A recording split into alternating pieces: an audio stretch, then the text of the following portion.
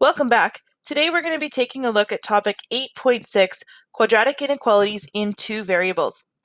Now in our previous lessons, we've talked about quadratic inequalities in one variable, and we've talked about linear inequalities in two variables. So when we're talking about quadratic inequalities in two variables, first of all, we're dealing with two variables. So we're going to have an x and a y. And our quadratic inequalities can be written in the following form. So we can have y is greater than the quadratic, y is greater than or equal to the quadratic, y is less than the quadratic, or y is less than or equal to the quadratic.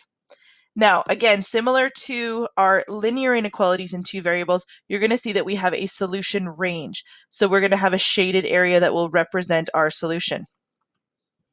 Now, before we get into our examples, let's talk about our steps. So first of all, for step one, we're going to graph the parabola and we're going to use the appropriate boundary line. So if our solution is included, we're going to have a solid line, similar to a filled in dot, and similar to what we did with our linear inequalities lesson. And if our boundary line is not included, we would have a dotted line, again, similar to an open circle. So our next step is to choose a test point, and we're going to substitute it into our inequality to determine if it makes it true or false. If it makes the inequality true, then we'll shade that section of the graph. If it makes it false, then we'll shade on the other side of the boundary. Now taking a look at example 1, we're asked to graph the inequality y is greater than or equal to negative 2x squared plus 8. Well, first of all, we can notice that this is going to be a solid line because we have greater than or equal to. Now from there, we can write out our function as an equation. So y equals negative 2x squared plus 8, and we can factor negative 2 times x squared minus 4, and then we have y equals negative 2 times x plus 2, x minus 2. So that tells us that our x-intercepts are happening at positive 2 and negative 2. So we're going to sketch our values there, filled in dots because the boundary line will be included. And based on our original inequality here, we have a positive 8. So we know that our y-intercept is happening at positive 8. And then we can sketch our graph from there.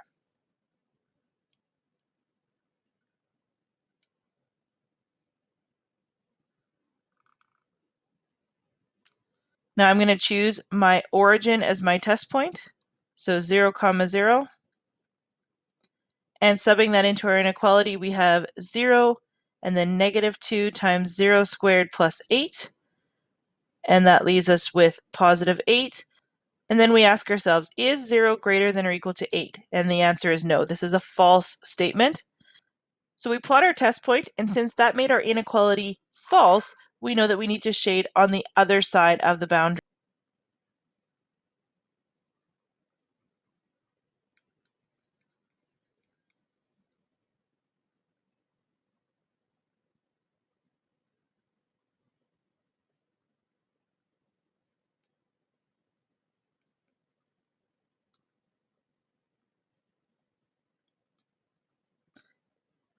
Now, if we were asked to identify any coordinates that fell within the solution region, we could choose a number of different points, like negative 7, 4, 6, negative 2, 10, negative 8, and so on.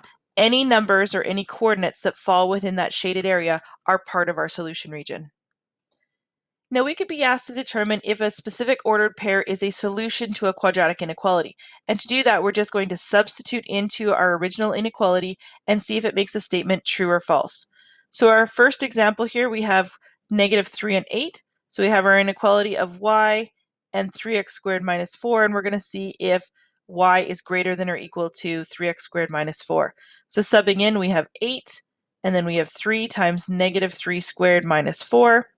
That gives us 23. And so if we ask, is 8 greater than or equal to 23? The answer would be no.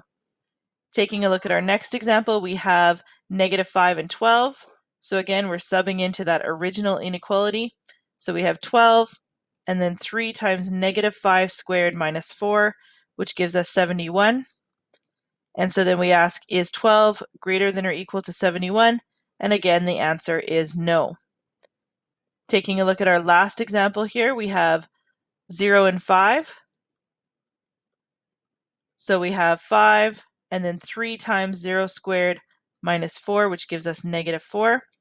So is 5 greater than or equal to negative 4? And the answer is yes. So the only one of these three that is part of the solution region would be 0, 5.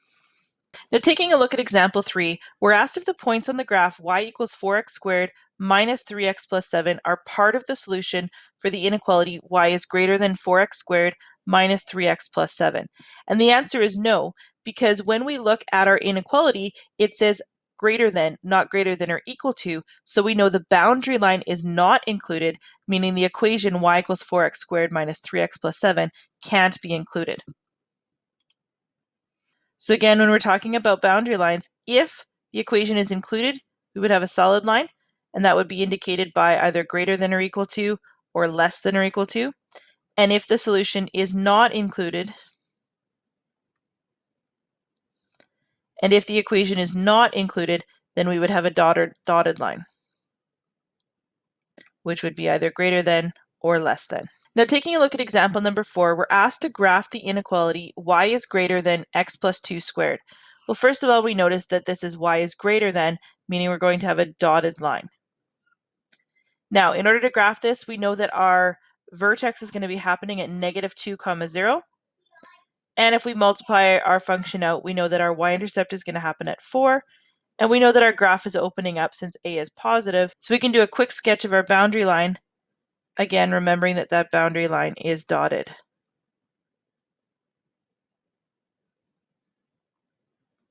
Now I choose my test point, and I'm going to choose the origin. Anytime that the origin doesn't fall on my boundary line, that's typically the one I choose, mostly because it's easy to calculate. So we have y and x plus 2 squared. Subbing in, we have 0, and then 0 plus 2 all squared gives me 2 squared, which is 4. Well, then I ask myself, is 0 greater than 4? And the answer is no. So the origin is not in the solution region, meaning that this area is my solution region. Now we're asked to write coordinates of points that satisfy the inequality. So anything that falls within the solution region is a solution. So negative 2 and 4 would be a solution. Negative 3 and 8 could be a solution. Negative 1 and 10 could be a solution. So anything, and even as we move beyond the grid, anything that falls within that shaded area would be a solution. Moving on to example number 5, we're asked to graph the inequality y is less than or equal to 2 times x minus 1 squared plus 5. Once again, the first thing I'm going to note is that this will be a solid line. And then I use my equation. Now we have our vertex happening at positive 1 and positive 5. And then if I expand this out, I would have 2 times 1 squared, which is 2, plus 5, making my y-intercept 7. And then I can sketch my graph. Now we're going to choose our test point. Remember that you can choose any point to be your coordinate. So we have y and 2 times x minus 1 squared plus 5. That gives me 0. And 2 times 0 minus 1 squared plus 5. That leaves me with 2 times 1, which is 2, plus 5 is 7. So when we check 0 is less than or equal to 7, that's a true statement. So the origin is included in our solution region. So we're going to shade on this side of our boundary line.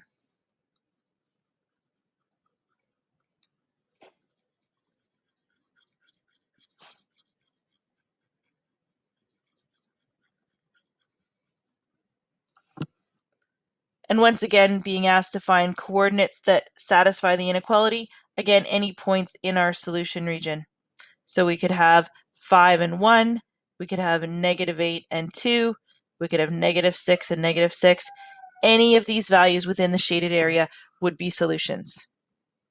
Now before we move on to example 6, let's take a look at what these would look like on our calculator. So we start by plotting x plus 2 squared. And we have to tell the calculator to make this y is greater than. So we're going to change our symbol and we graph. And we notice that our shaded area is in the correct spot. So we've done that one correctly. Moving on to example number 5, we're going to have 2 times x minus 1 squared plus 5. And in this time, we're going to have y is less than or equal to. So we'll make the less than symbol that looks like a filled in L, and we'll graph. And notice that underneath the parabola is now shaded.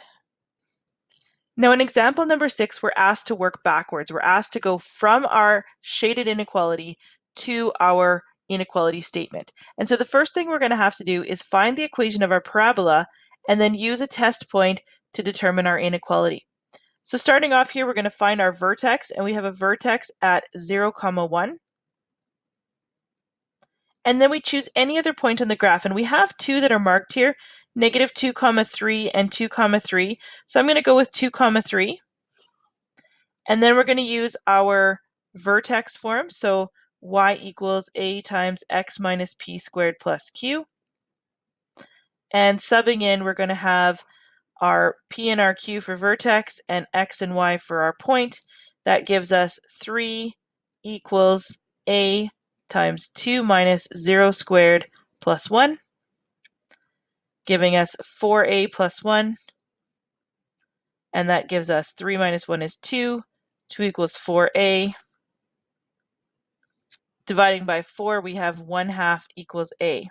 So that gives us our equation y equals 1/2 times x squared plus 1. Now in order to determine our inequality, we're going to have to go back to our diagram here and check our shaded area. And we can pick any point within that shaded region to use as our test point. And so for this example, I'm going to use 0, 6. So I set up my test point.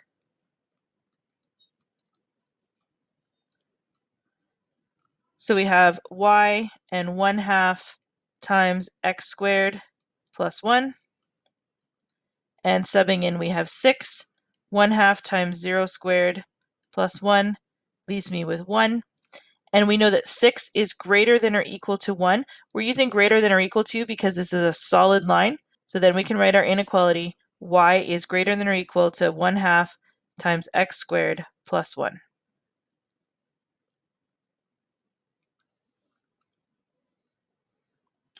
Moving on to part B, again, we're going to start off with our vertex. So we have our vertex here at 1, 3. And then we have a point at -2, 0 and 4, 0. So I'm going to choose to go with 4, 0. And using our vertex form, once again, we have y equals a times x minus p squared plus q. And subbing in, we have our p and our q and our x and our y. So we have 0 equals a times 4 minus 1 squared plus 3. Giving us 4 minus 1 is 3. 3 squared is 9. So we have 9a plus 3. Leaves us with -3 equals 9a. Dividing by 9, we're going to have a equals -1/3. So our equation will be y equals -1/3 times x minus 1 squared plus 3. Again, we're going to go back and choose a test point. For this one, I'm going to choose 5, 0. So subbing those in, I've got my test point of 5, 0. And I've got my original equation of y and -1/3 times x minus 1 squared plus 3. And so subbing in, I have 0, -1/3 times 5 minus 1 squared plus 3 gives us -7/3. And so 0 is greater than -7/3. And again, we're using greater than because this is a dotted line and it's not included. So my inequality for this solution is y is greater than -1/3 times x minus 1 squared plus 3. Now remember, whenever we are determining equations or writing inequalities, we can always use our calculator to double check our answers. So let's do that. So our first inequality is y is greater than or equal to 1/2 x squared. So you can type in 1/2 or 0.5 x squared plus 1. And again, we need to tell the calculator that it's y is greater than or equal to. And then we can sketch. Now looking at this, we can see that our shading is definitely in the correct spot, but we also want to make sure that our equation is correct. So we're going to trace at 0. We have a vertex at 0, 1, and then we're also going to trace at 2, and we have 2, 3, so we can be confident that we have the correct answer. Now moving on to part B, we have an inequality of y is greater than negative 1/3 times x minus 1 squared plus 3. So let's check this one. We're going to use brackets and then x minus 1 squared plus 3. And this time we have y is greater than. Remember that on the calculator won't be able to decipher between greater than and greater than or equal to. It's up to us to know whether the line is dotted or solid. So again, our shading looks correct, but we want to double check our equation. So we're going to trace at 1, and then we trace at 4. Once again, it looks like we have the right answer. All right, so that gives you a number of examples to work with. Hopefully, as you were working through these, you noticed quite a few similarities between what we did with linear inequalities in two variables and now quadratic inequalities in two variables. Again, if you have questions, make sure that you ask. If not, have a great day, and we'll see you soon.